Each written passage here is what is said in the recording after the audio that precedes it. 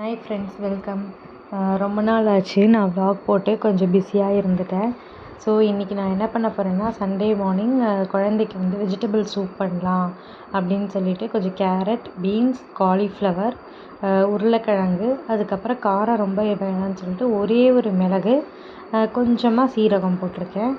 So இதில் வந்து நம்மளுக்குலாம் cornflour மாவுலாம் போட்டு அப்படியே ஹோட்டல் ஸ்டைலில் பண்ணலாம். இது குழந்தைக்குனால நான் எந்த மாவும் ஆட் பண்ணாமல் வெறும் வெஜிடபிள்ஸை வேக வச்சு தரலாம் அப்படின்னு சொல்லிட்டு ரெடி பண்ணேன்.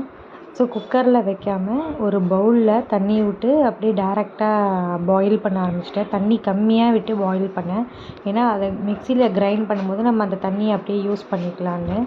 இது கூட கொஞ்சமாக மஞ்சப்பொடி, லைட்டாக சால்ட்டு ஆட் பண்ணி வேக வச்சுட்டேன். குழந்தைங்க வந்து சாப்பிடாத காய்கறி ஏதாவது இருந்ததுன்னா இப்போ இது அதெல்லாம் வந்து இந்த மாதிரி சூப்பில் ஆட் பண்ணி கொடுத்துடலாம். மார்னிங் பிரேக்ஃபாஸ்ட்டுக்கு இந்த மாதிரி நான் சூப் கொடுத்துட்டா அதுக்கப்புறம் அவன் வந்து கொஞ்சம் ஆக்டிவாக விளையாடிட்டுருப்பான். வயரும் ரொம்பியிருக்குமே, ஹெல்த்தியாக இருக்கும்னு சொல்லிட்டு நான் இது பண்ணேன். ஃபஸ்ட்டு டைம் ட்ரை பண்ணேன். பல் வராததுனால நான் வந்து டேரெக்டாக மிக்சியில் போட்டு கிரைண்ட் பண்ணி ஸ்பூனில் ஊற்றி விட்டுட்டேன்.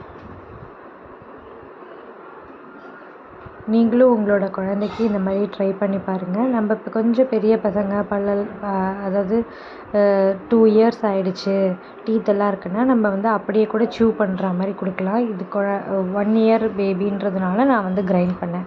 நீங்களும் இதே மாதிரி குழந்தைக்கு எது வெஜிடபிள்ஸ் வந்து ஹெல்த்தின்னு நினைக்கிறீங்களோ அதெல்லாம் வந்துட்டு இந்த மாதிரி ஒரு டிஃப்ரெண்ட்டாக ஒரு வீக்கெண்டில் வந்து சூப் மாதிரி பண்ணி கொடுத்துடலாம். அவங்களே ஸ்பூன் போட்டு கூட சாப்பிட ஆரம்பிச்சிருவாங்க.